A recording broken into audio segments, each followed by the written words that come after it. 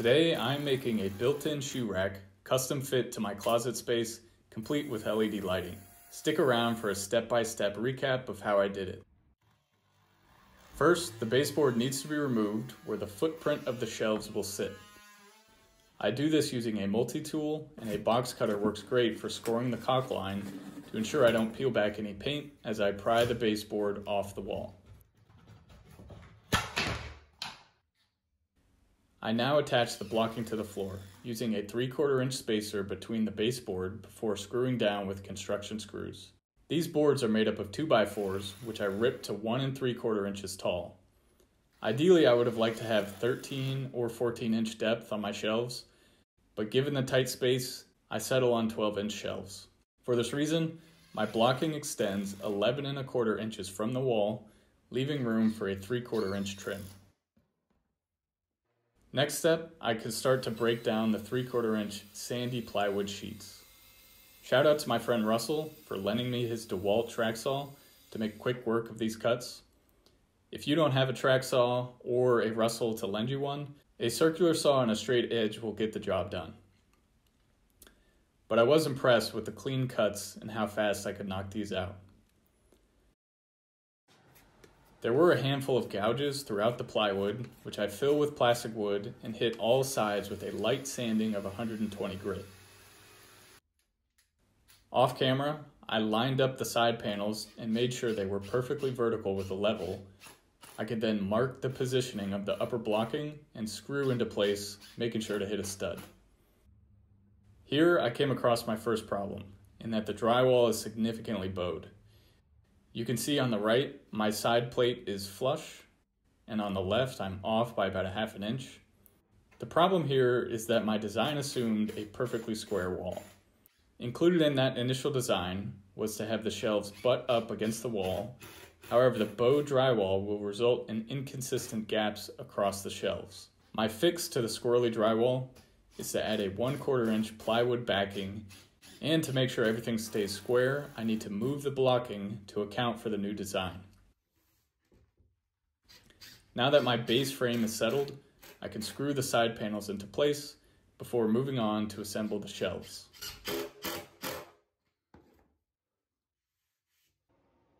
The shelves will sit on these 1 1/4 inch wide pieces of poplar cut to the same length as the width on the side panels. I want to be sure no wiring is visible from the inside, so I route a small channel into half of the planks to house the 22-gauge wires. I also cut a notch out of the front for the wire to round the corner.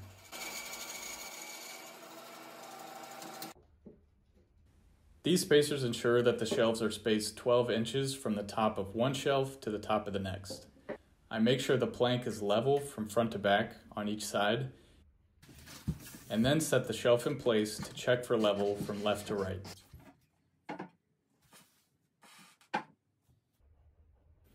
Once I'm happy with the layout, the planks get glued on and held in place with brad nails while the glue dries.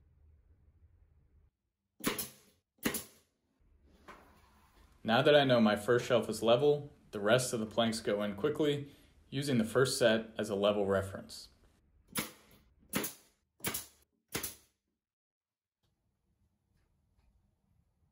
Once all the shelves are dry fit, I can install the poplar 1x3 trim.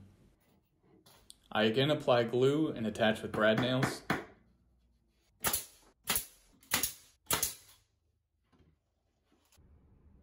For the shelf trim, I use clamps to pull the sides in tight and add pencils to the gap at the wall to prevent the shelf from sliding back while I install the trim. Using a trick I learned from Bourbon Moth Woodworking, I installed the trim just a hair higher than the top of the plywood so I can sand down later for a smooth transition. I use a level to make sure I remove any sagging in the plywood before nailing down the trim.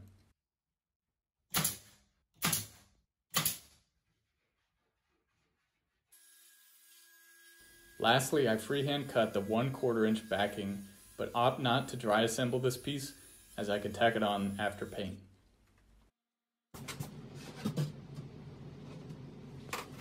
As I disassemble, I make sure to number each shelf so everything fits back together exactly the same. Again, with the plastic wood, I fill any gaps where the trim meets the plywood, as well as the holes left by the brad nailer. Once everything is sanded smooth with 120 grit, we are ready for paint.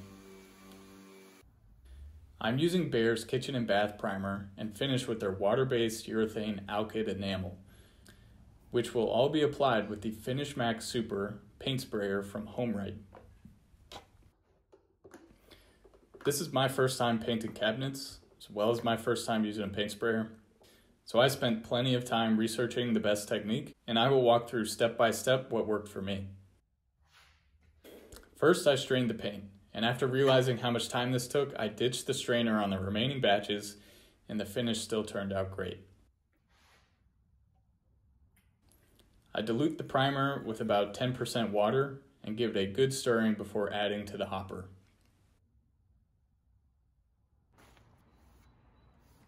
These yellow tack cloths work well for one final wipe down, removing any debris before spraying. I hit all surfaces with one coat of primer, making sure to keep the sprayer about 6 inches away from the surface and held at a 45-degree angle. I used the red 4mm tip as recommended by the manufacturer. The primer coat can be applied a little bit on the thicker side, but I did notice when I sprayed too thick, I would get bubbles in the finish that were a pain to sand down. I recommend just practicing on a few pieces to get the feel for it before you dive in.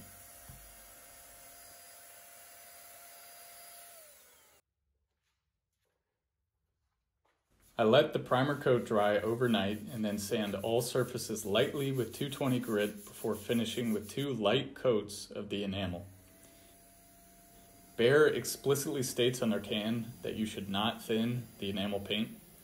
However, I found plenty of people online that you should thin this product for a better spray. So I thinned again with water, this time by about 8%, and the resulting finish was still smooth and so far has been very durable. For these coats, I swapped in the green 2mm tip as recommended. My goal for these videos is to document my process, so if somebody watching wants to try a build of their own, they can have the confidence to give it a shot.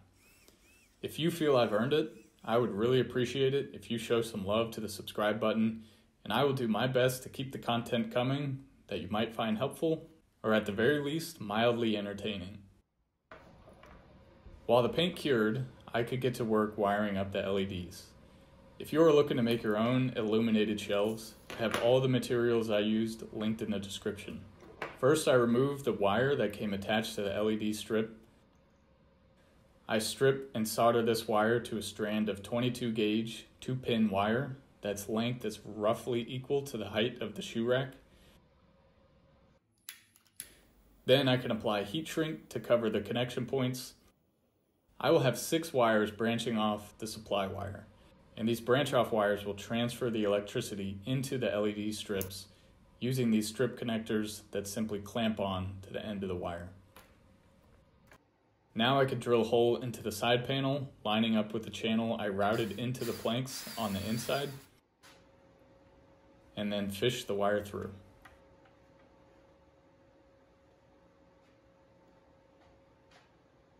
I reassemble everything, while this time adding the back panel. I first attached this with pin nails that weren't nearly long enough and quickly swapped them out for 3/4 inch screws for more holding power.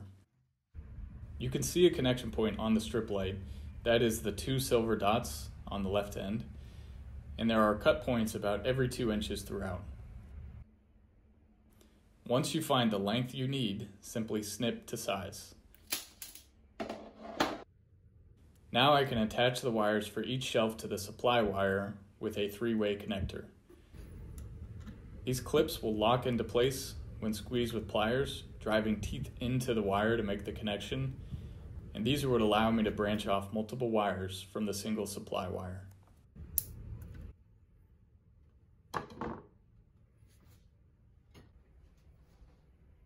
The shelves are then nailed down, making sure I avoid the wiring in the process. You can test the strips by touching the strip connection point to the connector.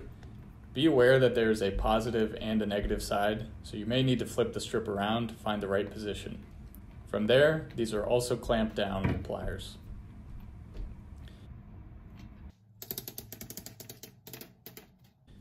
The strips I use have a great adhesive backing, very easy to install, and after a few weeks, they are still holding up strong.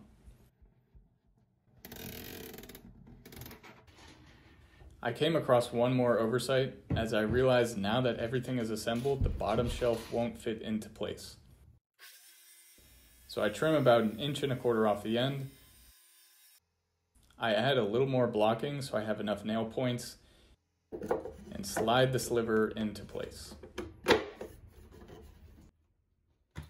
Once I patch and paint this seam, it'll look good enough for my house. Before I close in the top, I run one more wire that will extend to some LEDs in my next set of built-ins. I position the top plate, leaving enough room for the final poplar trim piece, and then nail into place.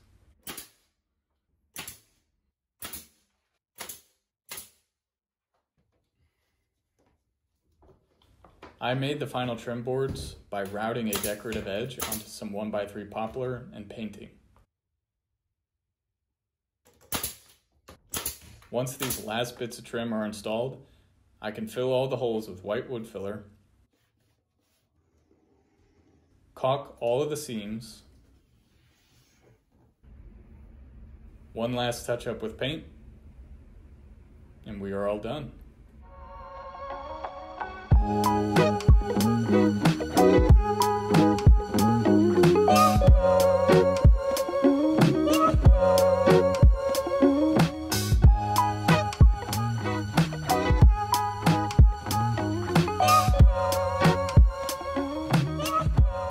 Thank you all for watching. Make sure you are subscribed for part 2 of this project, where I will be building a hanger section, some cubbies, and built-in drawers. And if you enjoyed this video, click the link to a previous build that I think you might find interesting.